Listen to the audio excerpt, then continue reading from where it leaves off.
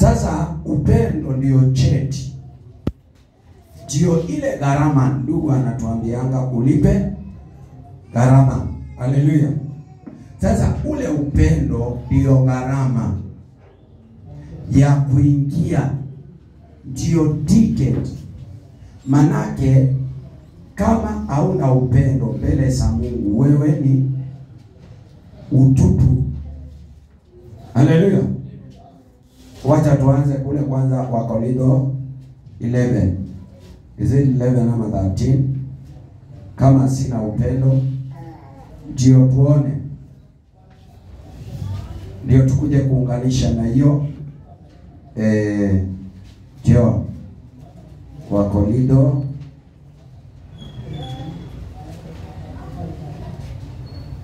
kitabu ni Wakorintho wa kwanza 13 mstari wa kwanza na kuendelea. Nitaposema kwa lugha za wanadamu na malaika kama sina upendo, nimekuwa shaba iliayo na upatu uvumao. Shaba iliao na upatu uvumao. Tena nijapokuwa na unabii, na kujua siri zote na maarifa yote, nijapokuwa na imani timilifu, kiasi cha kuweza kuhamisha milima, kama sina upendo, si kitu mimi. Tena nikitoa mali zangu zote kuwalisha maskini, tena nikijitoa mwili wangu niungue moto, kama sina upendo hainifaidi kitu. Upendo huvumilia, ufadhili, upendo hausudu, upendo hautakabari, au jivuni, haukosi kuwa na adabu, hautafuti mambo yake, hauoni uchungu, hauhesabu mabaya, haufurahii udhalimu, bali hufurahia pamoja na kweli. Bwana Yesu asifiwe. Sasa hebu tukuja hapa verse 15, chapter 15 12 hadi 15.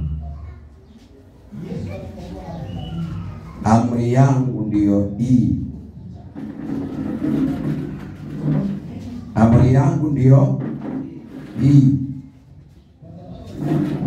Nasema hivi.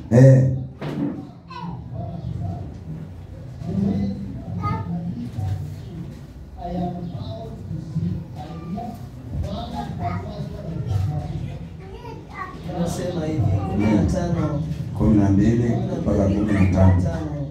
Yohana Mtakatifu. Amri yangu ndiyo hii. Pendane. Kama nilivyowapenda ninyi. Hakuna aliye na upendo mwingi kuliko huu. Wa mtu kutoa uhai wake kwa ajili ya rafiki zake. Ninyi mmekuwa rafiki zangu. Kitenda niliowaamuru. Ama siwaiti tena watumwa. Maana mtumwa ajui atendalo bwana wake. Lakini ninyi nimewaita rafiki. Kwa kuwa yote niliyosikia kwa baba yangu nimewaarifu. Bwana Yesu asifiwe. Na nafikiria tulikuwa tumeangalia mpaka pointi ya 4 na tunaendelea na hiyo point. Kwa hivyo tunaona tunafika pale anasema verse 15 inasema, siwaiti tena watumwa, kwa maana mtumwa ajui atendalo wanawake, lakini ninyi nawaita rafiki. Bwana Yesu asifiwe. Kwa kuwa yote niliyoyasikia kwa Baba yangu nimewaarifu. Bwana Yesu asifiwe. Yesu alisikia upendo na akakuja akatufunza nini? Upendo. Bwana Yesu asifiwe. Bwana Yesu asifiwe. Leo niweke kashapu kidogo. Kwa hivyo tukipendana sisi kwa sisi hatutakuwa watumwa. Bwana Yesu asifiwe. Wakati tunapendana mimi na wewe, pale verse 15, sasa wakati tutapendana, nataka usikilize pale. Sasa kule kwa mtumwa kwa Mkristo, Yesu ataondoa. Haleluya. Jina la Bwana litukuzwe. Kwa hivyo kanisa iliyo na upendo iwezi kuwa mtumwa wa dunia, iwezi kuwa mtumwa wa shetani. Kwa hivyo wewe nawe ukiwa na upendo, mimi nami nikiwa na upendo, hakuna chochote kitanichukua mateka. Hakuna kifungo. Umeona faida? Umeona? Sasa kanisa ikiwa na upendo, ule utumwa Mungu ataondoa.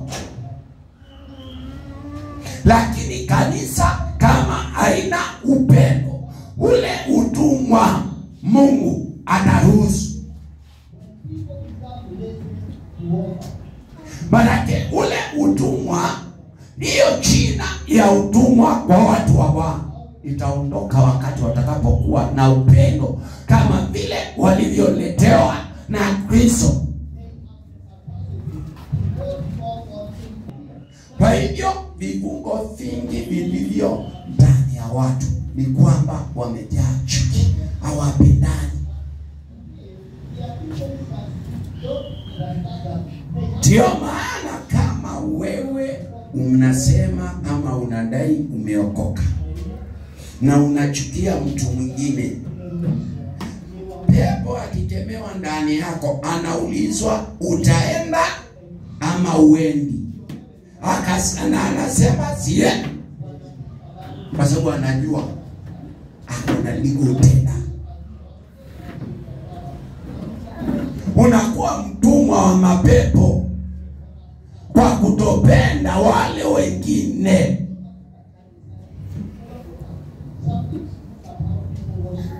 Bwana Yesu asifiwe. So umejua shetani alipata nafasi wapi, na ni wapi kanisa iliyopungua mwanya wa mapepo na uchawi. Mchawi awe anaweza roga mteule.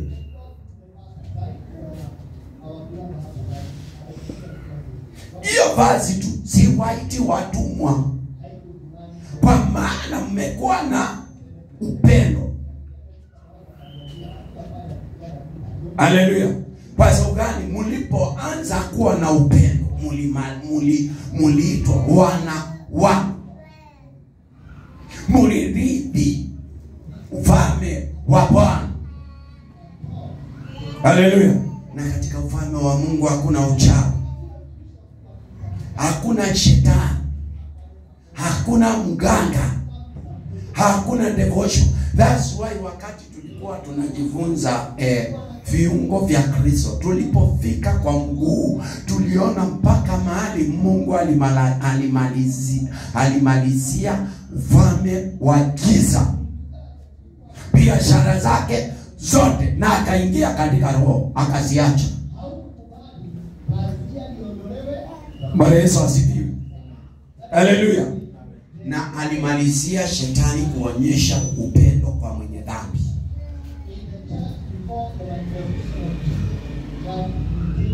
Bwana Yesu asifiwe. Hello. Jina la Bwana litukuzwe. Sasa umejua kwa nini pepo inasemanga yendi? Pepo anaelewa wewe kinachofaa kuwa ndani yako hakiko, ambaye ni upendo. Sasa kama hakiko, wewe uko vacant, kwa nini aende na nyumba ni yake? Hello. Bwana Yesu asifiwe. Magonjwa, ukimwi haiwezi kosa nafasi. Baraka mwenye nyumba hayuko.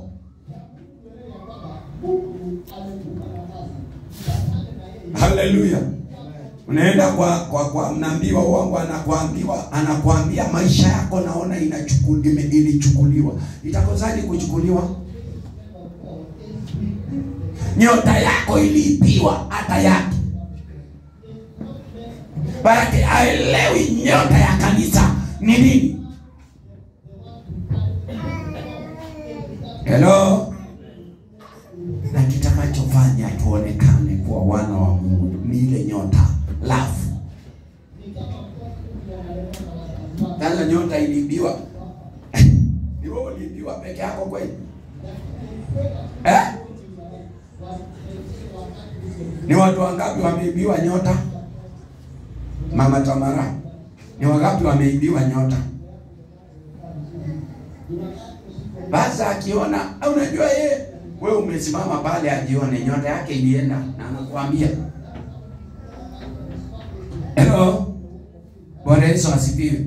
Maana Methali 4:21 anasema aonavyo mtu nafsini mwake, aonavyo mtu nafsini mwake. Kwa hiyo amesimama sasa, Celestine amesimama nione kilicho ndani yangu. Maana kile nitaona ni kile kilicho ndani yangu, ni lazima nikione kwake.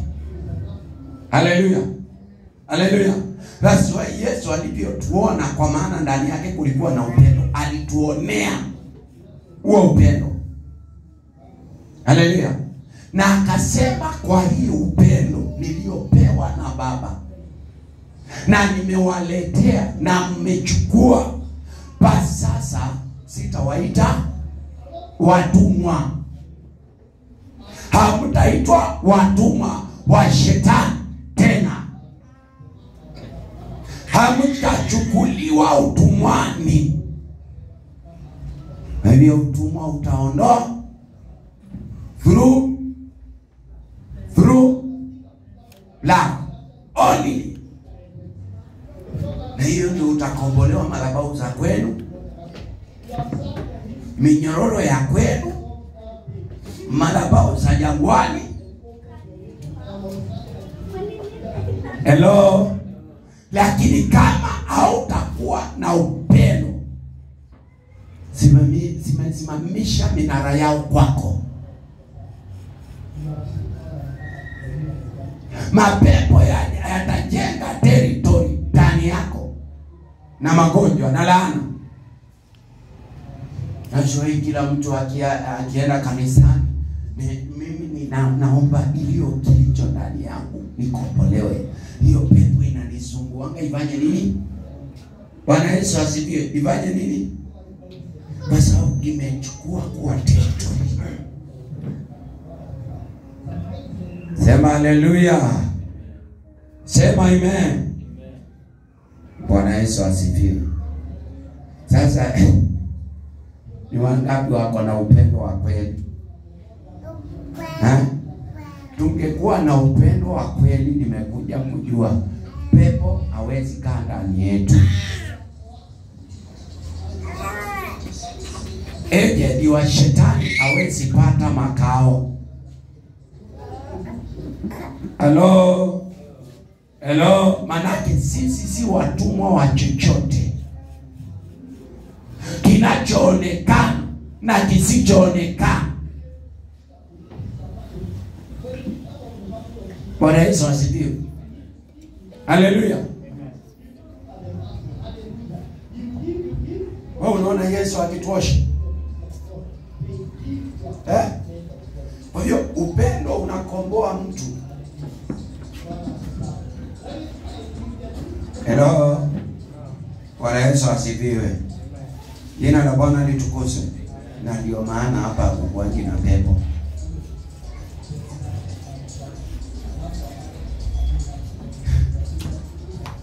Dani, unasikia?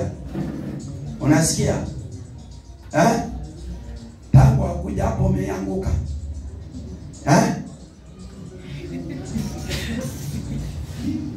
Na kule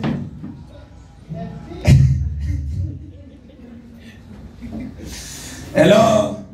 Bwana Yesu asifiwe. Kwa sababu hapa ni Yesu.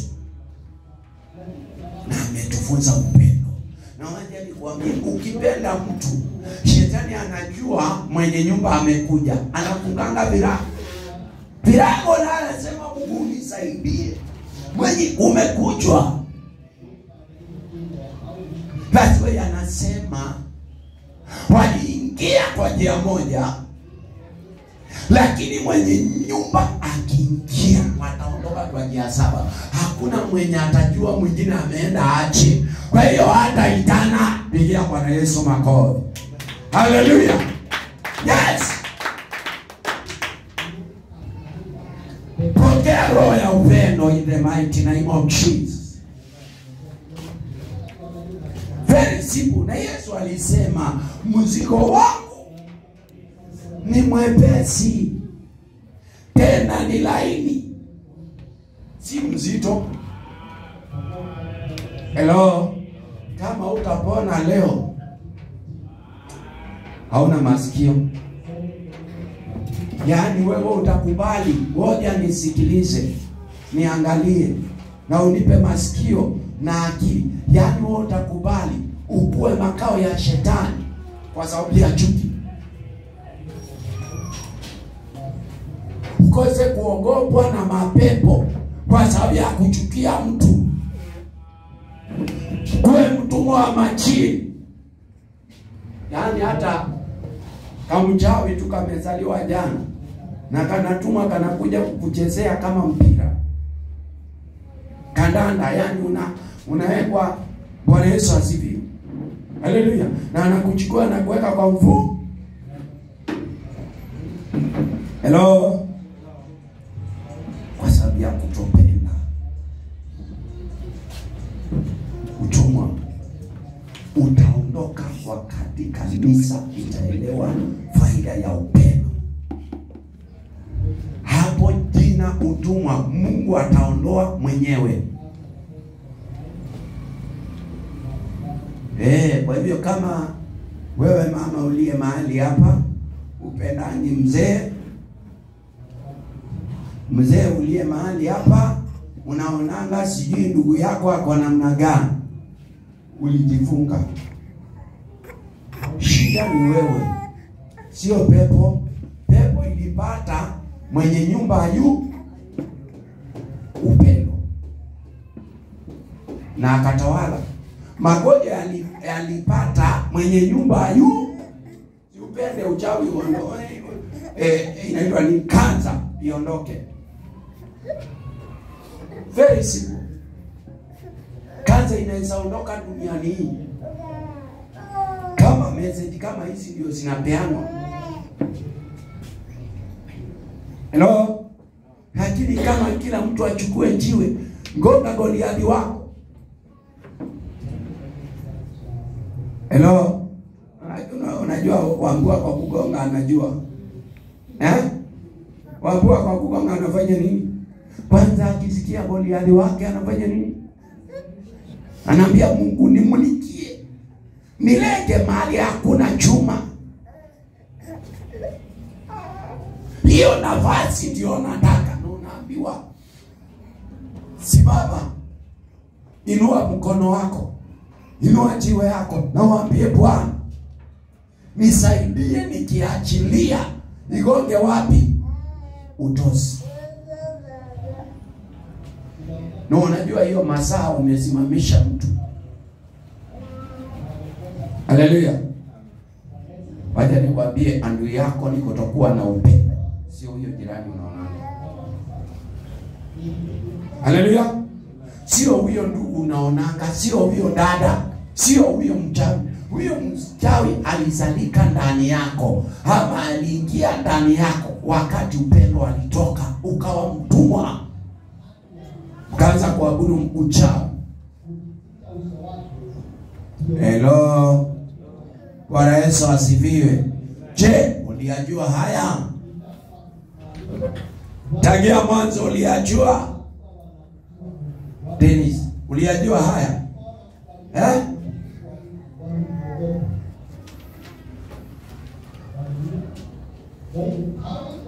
Kwa hivyo utumwa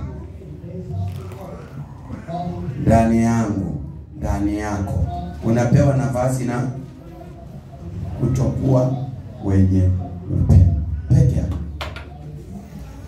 Hello, basi tuelewe, kwa kuondoa upendo kwetu ni mlango wa uovu ama maovu tulifungulia mkubwa sana katika maisha yetu. Hello, Bwana Yesu asifiwe. Si huyo mtu unachukianga, ambia Mungu amsamehe, ambia Bwana akusamehe, manake punde uovu ulipoonekana. Halafu si why Ezekiel 16 anaongea haya mambo. Bwana Yesu asifiwe. Haleluya. Ezekiel 16 anaongea hayo mambo. Anasema punde uovu ulipoonekana ndani ya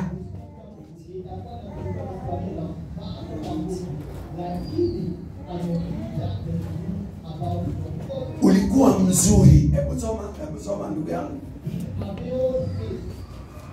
Wakati uovu ulipoingia ndani yako, wakati upendo ulipotoka, uovu akaonekana, tukaondolewa katika uwepo wa Bwana.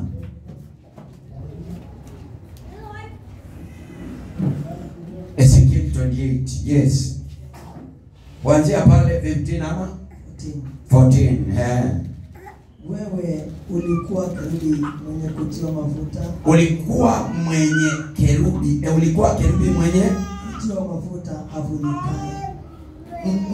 Kutiwa mafuta avunikaye. Wewe, sio mimi, ni wewe. Haleluya. Wewe ulikuwa, yeye alikuwa kerubi mwenye kutiwa mafuta avunikaye. Nami nalikuweka hata ukawa juu ya mlima mtakatifu. Nami nalikuweka ukawa juu ya mlima mtakatifu wa Mungu. Mlima mtakatifu wa Mungu. Umetembea uko na uko kati ya mawe ya moto. Uko na uko kati ya mawe ya moto. Ulikuwa mkamilifu katika njia zako. Ulikuwa mkamilifu katika njia zako, kokote ulienda. Tangu siku ile ulipoumbwa. Tangu siku ile ulipoumbwa. Sikia. Hata uovu ulipoonekana ndani yako. Hata uovu ulipoonekana. Hello. Sasa kilicho fungulia uovu ni nini? Tumeona ni wakati upendo uliondoa. Upendo wakati uliondoa, uovu akaonekana. Bwana Yesu asifiwe. Kwa hivyo nataka waandike hiyo verse na weke into bracket. Ezekiel 28 kuanzia basi tuelewe, kwa kuondoa upendo katika mioyo yetu ni mlango mkubwa sana ulifungua kwa maovu katika maisha yetu. Kwa hivyo maisha tunayoyapitia, hello, yale tuliyopitia sisi wenyewe kwa kuonyeshwa uovu na kubali ama na kununua, kwa kuhubiriwa uovu na kununua. Bwana Yesu asifiwe. Utumwa ukaingia, laana zikaingia, magonjwa yakaingia, Mungu atusamehe. Bwana Yesu asifiwe. Ninapoongea hivyo ungekuwa unaambia roho yako, hata kama kuna mtu sitaki kuona, Bwana siaondoe, si Mungu nimpende tu. Si baba yangu nipe uwezo wa kumuona. Si baba yangu nipe uwezo wa kukula na yeye. Kwa sababu punde utakapomsamehe, kumpunde utakapompenda, utapona. Kwa hiyo misingi ya magonjwa, misingi ya uchawi, misingi ya laana ilisimama wakati mwenye nyumba aliondoka. Hello? Bwana Yesu asifiwe. Tena leo vile utaki kumuona, hivyo ndio Mungu hataki kukuona. Na ukweli lazima useme. Alafu sasa mchungaji anakuambia zungusha mawe. Uwe adui yako. Ametumwa na shetani ama ametumwa na Mungu?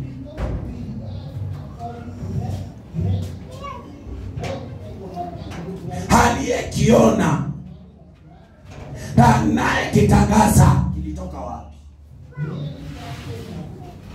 Biblia inasema tutawajua kwa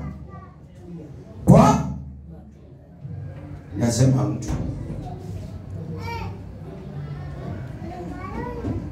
Mbio mbio mbio mbio tutangazeni. Mbio mbio mbio mbio tutangazeni. Tutangazeni injili ya Bwana. Tutangazeni injili ya Bwana. Hiyo. Haleluya. Injili ya Bwana isimame, na amani na uponyaji, afya, ushindi na mamlaka yatarejea waliokoka. Akasema sio wote wamwita Bwana Bwana, watakao ingia paradiso. Haleluya. Unajua kama kuna mahali kulikuwa kunauma, kama kuna mfalme ulikuwa unakuandama, haleluya, kama kuna madhabahu ilikuwa inakuzunguka, iliposikia upendo unatajwa ndani yako, ilifunga milango na ikaondoka. Kwa hivyo minyororo ya utumwa iko kwa sababu ya chuki.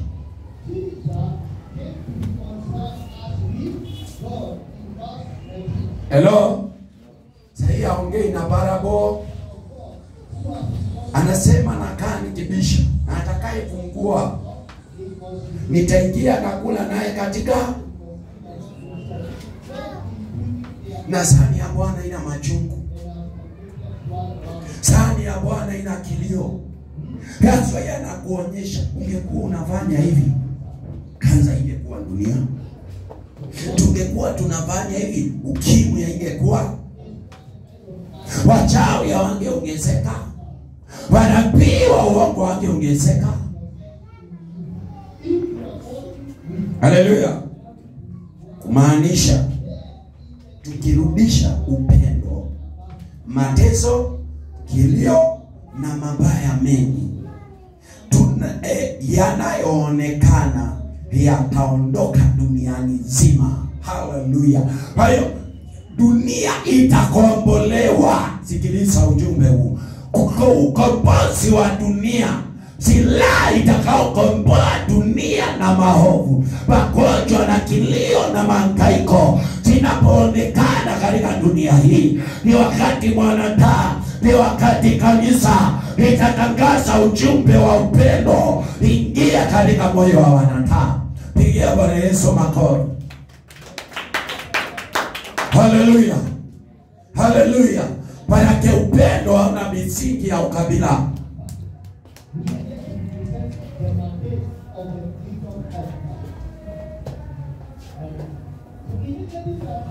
Haleluya. Bwana Yesu asifiwe. Kumbe tumeshika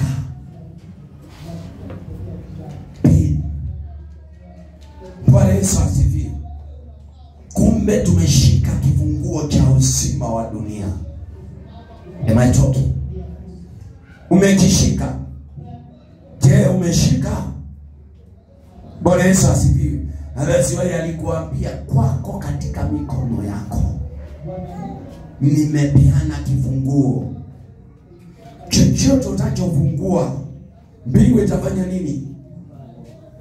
Chochote utakachofunga mbingu itafanya nini? Siufungie uovu sasa, na ufungulie upendo. Ni wakati wa kufunga na kufanya nini? Na kufungua. Ufungue maovu yaondoke, magonjwa yakose misingi. Ufungue maovu yaondoke, wachawi wakose nafasi. Haleluya. Manake au watu au maroho, hizo maroho haziwezi ingia kwako bila msingi wao. Haziwezi. Ndio maana Yesu akasema mti utafanana na matunda. Mti mbaya utazaa. Kule Mathayo 12.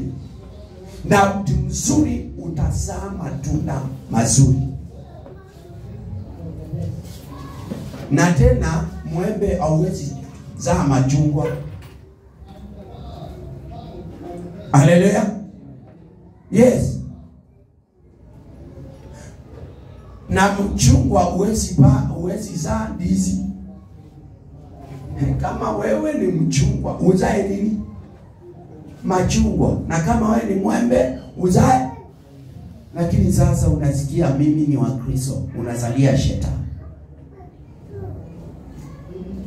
Tulikuwa naabudu Yesu, naona mnyoka ndio yeye anatembea kwako. Anafanya nini? Haleluya. Bwana Yesu asifiwe. Na mimi nimewaambia tukirudisha upendo katikati ya wapendwa, mateso, kilio na mabaya mengi yanayoonekana yataondoka duniani mzima. Deliverance of the world. Wow. Bwana Yesu asifiwe. Haleluya. Kwa hivyo kitakacho kukomboa ni hiyo roho. Haleluya. Bwana Yesu asifiwe. Wacha tuendelee. Yaani unataka kuniambia kansa inaweza ondoka duniani? Daniel. Na watu ndio wamemalizwa na kansa. Manabii wa kweli walienda wapi?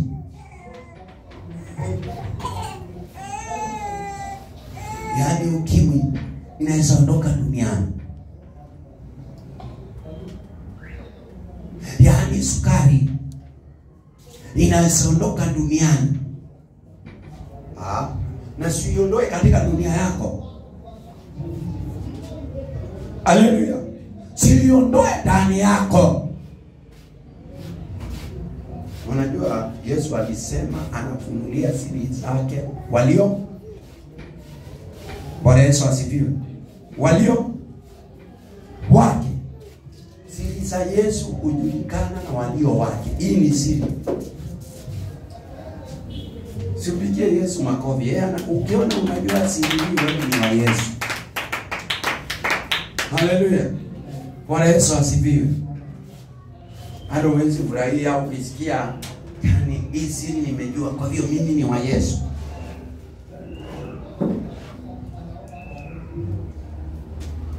Aje nikwambie. Wajamaa wanasumbuka bure eti masomo sijui tubadilishe sijui tufanye. Wanasumbuka bure. We need only the gospel. Habari njema. Haleluya.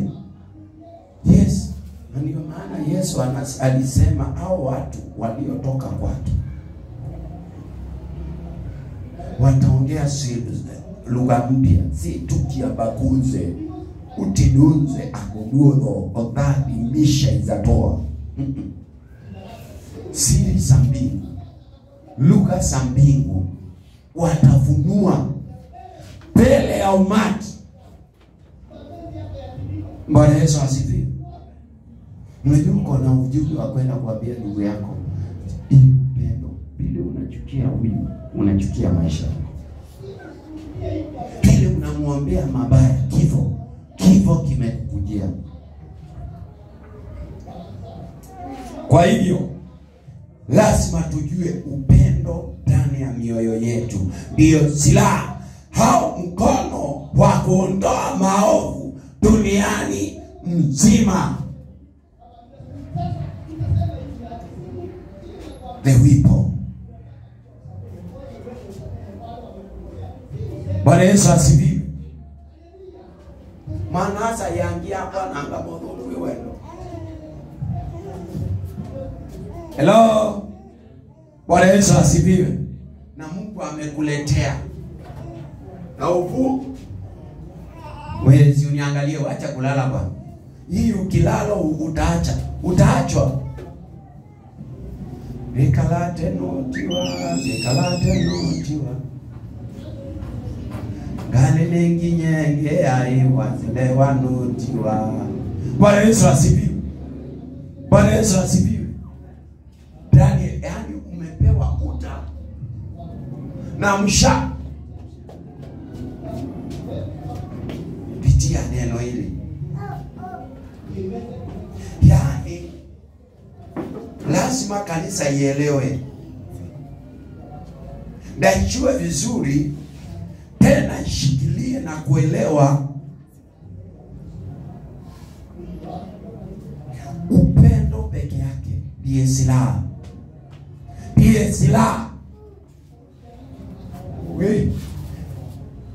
Hao mkono wa Mungu ametupea wa kuondoa maovu duniani. Haleluya. Bwana Yesu asifiwe. Acha nikwambie kitu moja Dennis. Upendo ni bahari ya kuosha dunia. Upendo ni bahari ya kubeba kila uchafu, kila laana, kila uganga, kila uchawi, kila umajini duniani. Bwana Yesu asifiwe. Hello. Je, wewe uko na upendo? Uko na upendo? Hello. Bwana Yesu asifiwe. Uko na upendo? Manake hiyo ndio bahari itaondoa. Hiyo ndio silaha. Huyo ndio mjumbe ametumwa duniani kusafisha maisha ya Kristo. Bwana Yesu asifiwe. Huyu ni mjumbe ametumwa duniani kusafisha maisha ya Kristo, mioyo ya Wakristo, ili uovu waje kuonekana ndani yao. Bwana Yesu asifiwe. Na naona mnasikia usingizi, hiyo roho ishindwe. Hiyo roho ishindwe. Nimewaambia, kwa hivyo lazima tujue upendo ndani ya mioyo yetu ndio silaha au ndio mkono wa Mungu wa kuondoa maovu duniani. Haleluya. Kwa hivyo ndugu yangu, unajua ulivunjwa, huyo jirani yako ni mchawi. Haleluya. Ule utengeufu ulipokuja huku ujua. Haleluya. Ukengeufu. Kuna watu walitumwa na ukengeufu, kivumba macho. Wakakwambia huyo jirani yako, huyo ndiye alichukua vitabu zako. Ndio haukusoma. Huyo ndiye alikamata alikamata yeye ndiye hijackers. kwa maisha yako ukamchukia. Na nilisema na nimekumbuka kitu moja, ama tulifunzwa tukaambiwa nabii wa uongo, haleluya, huwa anasalisha uovu maradufu katikati ya wapendwa. Haleluya, jina la Bwana litukuzwe. Na hiyo ujumbe wa manabii wa uongo tutaurudia, huo tutaurudia huo. Manake walikuja, walitumika kama watumwa wa ukengeuvu. Haleluya, injili iliyojaa maswali.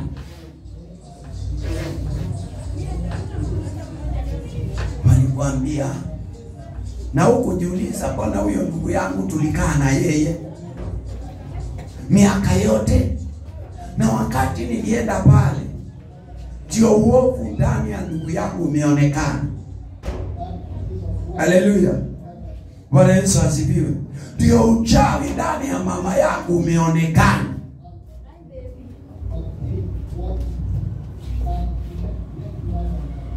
Ndio majini ya jirani yameonekana. Bwana Yesu asifiwe. Ole wako, ole wangu, hatukujua kana kwamba ni ukengeufu. Lakini nashukuru ujumbe ndugu yetu alituletea hapa, akatuambia ni lazima ule ukengeufu utangulie. Na Yesu katika Mathayo 24 alituambia tutakapoona kile kibaya ama ule uovu umesimama mahali patakatifu, tujue ako malangoni na anapisha kwa wale wanaomsikia. Haleluya. Nakumbuka huo ujumbe vizuri, alikuwa anaongea kuhusu ujumbe wa Paulo. Alituambia ni lazima ule ukengeufu kufanya. Hebu niangalie hiyo fasi. Unaikumbuka kweli? Unaikumbuka? Yes. And then tuwe pamoja, jana tuwe pamoja, kwa sababu ule ukengeufu ulipotangulia leo unavichuliwa. Na nashukuru Mungu. Nashukuru Mungu. Bwana Yesu asifiwe. Ilikuwa ndasi alikuwa anatubiria neno hilo. Wathesalonike ni wa kwanza ama wa pili? Bwana alia hapo tuone. Ule ukengevu lazima ungetangulia, na ulitangulia katika maisha yako, lakini leo unaonekana wazi, unaaibishwa wazi. Sema hivi.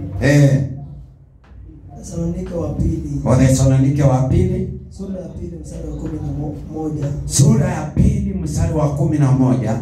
Nasema hivi. Inasema nini? Kwa hiyo Mungu awaletea nguvu ya upotevu. Kwa hiyo Mungu awaletea nguvu ya upotevu. Waumini uongo. Waamini uongo. Ili wahukumiwe wote ambao hawakuamini kweli. Au ili wahukumiwe wote ambao hawakuamini yamini kweli. Hawakuamini kweli. Bali walikuwa wakijifurahisha katika udhalimu.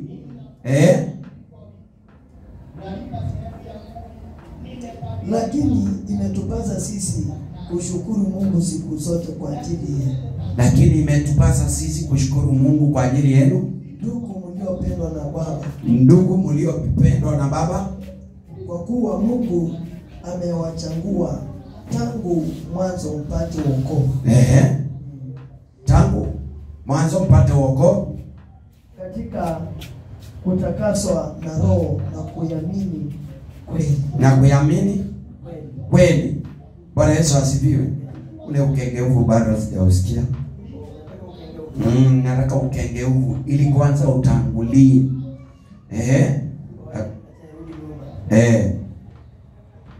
Mstari wa 3. Hapo. Mtu awaye yote asiwadanganye kwa njia yoyote. Maana ainji usipokuja kwanza ule ukengeufu. Asiwadanganye. Ile ukweli haitakuja usipokuja ukengeufu. Akavunuliwa yule mtu wa kuasi. Akavunuliwa yule mtu wa kuasi. Kwa hiyo ni lazima avunuliwe aliyekusukuma katika kuasi. Mwana wa uharibifu lazima muonyeshwe. Na kazi yake ilikuwa nini? Yule mpingamizi ajimaye nafsi yake juu ya kila kiitacho Mungu. Yes. Ama kuabudiwa. Hata yeye mwenyewe kuketi katika hekalu la Mungu akijionyesha nafsi yake kana kwamba yeye ndiye Mungu. Yes. Bwana Yesu asifiwe. Lakini aliyeketi leo tunamuona ya kwamba hakustahili.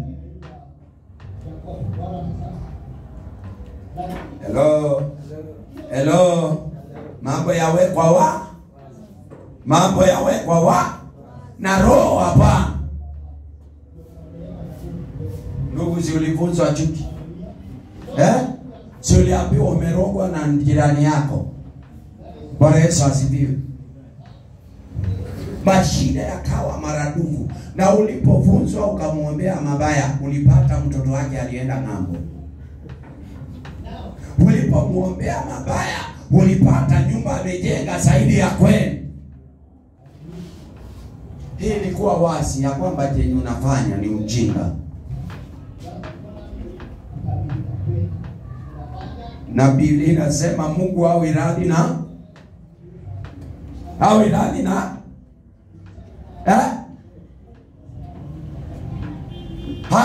na wakubavu,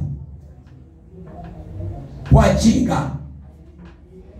Hadi wewe unaombea mtu, unakata mikono, unaharibu kazi, ukienda nyumbani unapata kwanza amejenga nyumba yenye hata ndugu yako hajajenga.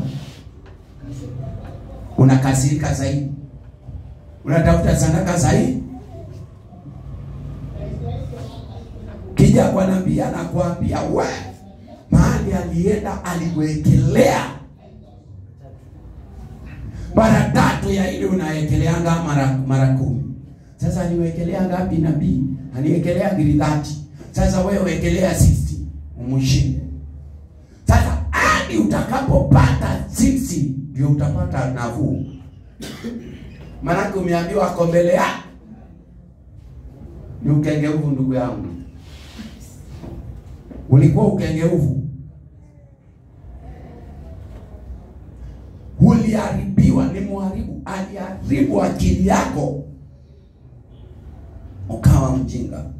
Ukiambiwa unasikia, ukiambiwa unafuata tu mtu, yani kama amekuweka ndoano kwa pua. You shall like to obey. Bwana Yesu asifiwe. Ukisikia ni siku ya 1-on-1, hata hiyo kazi utafunga. Lakini leo huwezi funga, kwa sababu uko huru kufanya chenye unataka ili hukumu ichukue nafasi. Hello.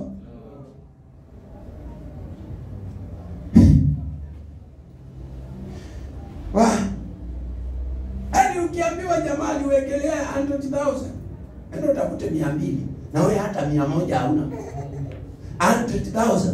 Kwa hiyo wewe ni lazima upate 150 at least, wewe at least umesonga si utauza plot bwana. Utauza plot ukikibisana na upepo. Lakini siri ni upendo. Umelipa gharama zote katika dunia. Bwana Yesu asifiwe. Na lazima Yesu akasema, Paulo akatufunza katika Warumi chapter 12 hadi verse 18. Anatuambia msishindwe na uovu, bali mkaushinde huo uovu. Haleluya. Lakini ulipoambiwa alikufanyia mabaya, ulishindwa au kushindwa?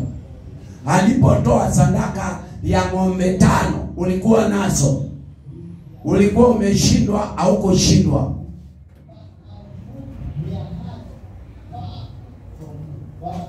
Lakini siri ilikuwa umpende. Bwana Yesu asifiwe. Haleluya. Tuendelee. Kwa kuwa tunapotazama LB. Kwa hivyo lazima tujue upendo ndani ya mioyo yetu ndio silaha au mkono wa kuondoa maovu duniani. Kwa kuwa tunapotazamana tutakuwa tunaona upendo na upendo huo utatusalia kila mtu amani ya mioyo. Haleluya. Nimekupenda, umenipenda. Haleluya. Tunapotazamana ni upendo, tunapoonana ni upendo. Kwa hivyo hautatafuta njia kando na yangu. Haleluya. Tutakuwa na njia moja ama roho moja. Bwana Yesu asifiwe. Haleluya. Na hiyo itatusalia kuishi na amani duniani. Kwa hivyo uadui utaondoka. Haleluya. Kwa hivyo roho ya uadui tumeua, hatujaua. Sasa ona upendo vile unalipa gharama. Ninapokuona naona upendo. Haleluya. Sasa ule upendo utanipa amani kuishi na wewe. Haleluya. Kule kuwa na amani, nitaondoa mchawi ndani yako. Haleluya. Nitaondoa uganga ndani yako. Majini yataondoka. Haleluya. Ni silaha, sio silaha. Bwana Yesu asifiwe. Kwa hiyo kila mtu ataishi kwa amani na ule mwingine. So hiyo pia kuwa na upendo, hatutavuvua maroho katikati yetu, bali tutayazima.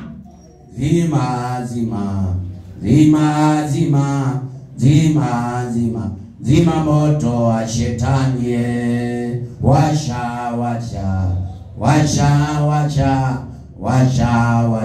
Washa moto wa Injili. Bwana Yesu asifiwe. Kwa hiyo atakaye zima moto wa shetani ni upendo. Hello. Atakaye washa moto wa Injili ni upendo. Na atakaye zima moto wa shetani ni nani? Basi Yesu akasema upendo ndio ukamilisha Mkristo. Haleluya. Bwana Yesu asifiwe. Upendo ndio unakamilisha yote.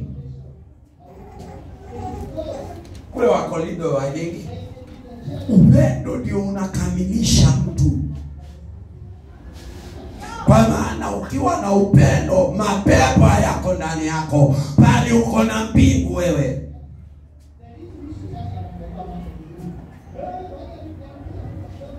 Bwana Yesu asifiwe. Basi amani ya moyo itatuzalia furaha ya moyo pia,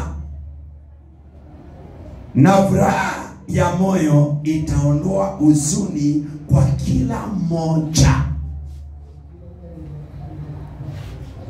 Kwa hiyo upendo ndio kile kivagio, kwa sababu hawakujua kivagio, walifundisha kivagio ya kuvagia nyumba ya. Haleluya. Haleluya. Wewe si ulibeba kivagio? Si ulibeba ukapeleka ukaombewa ukavagie? Alibeba.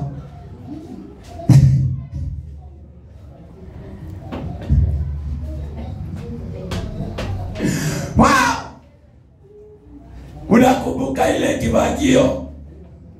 Bwana Yesu asifiwe. Kumbuka hiyo kifagio uliuziwa 100. Kifagio ni upendo, hiyo ni kazi ya upendo.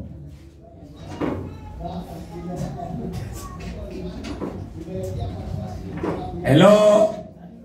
Naliwaambia ukengevu lazima utangulie, utambulike. Tuone mwangaza. Haleluya. Kwa hiyo ukitaka huzuni iondoke, magonjwa iondoke, laana siondoke, madhabahu za kwenu zijitenge na wewe, vifungo vikuvungue pasipo kuambiwa, weka upendo katika moyo wako. Manake upendo utakusalia amani moyoni kwa kila mtu. Haleluya. Ndayo amani ya moyo itasaa furaha ya moyo. Haleluya. Furaha ya moyo itaondoa huzuni zote katika maisha yako. You will never cry.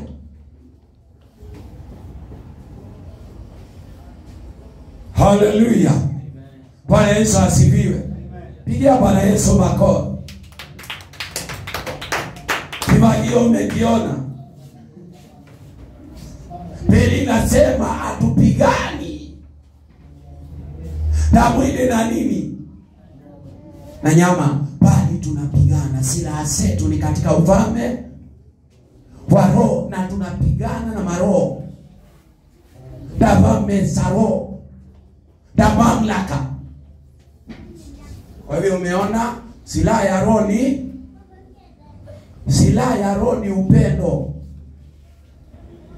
Manake utaambia dawa nani ukiona ndani anauza mikate sana ama maziwa, usianze kusema alienda kuwekelea, halikupita. The spirit anointing today tumeona ni nini? Tumeona ni nini? Kwa hivyo aliyekwambia anakupea spirit anointing, ninaambiwa uongo. Hello? Bwana Yesu asifiwe. Hayo spirit anointing ya kuconnect na your destiny order ni nani? Hello?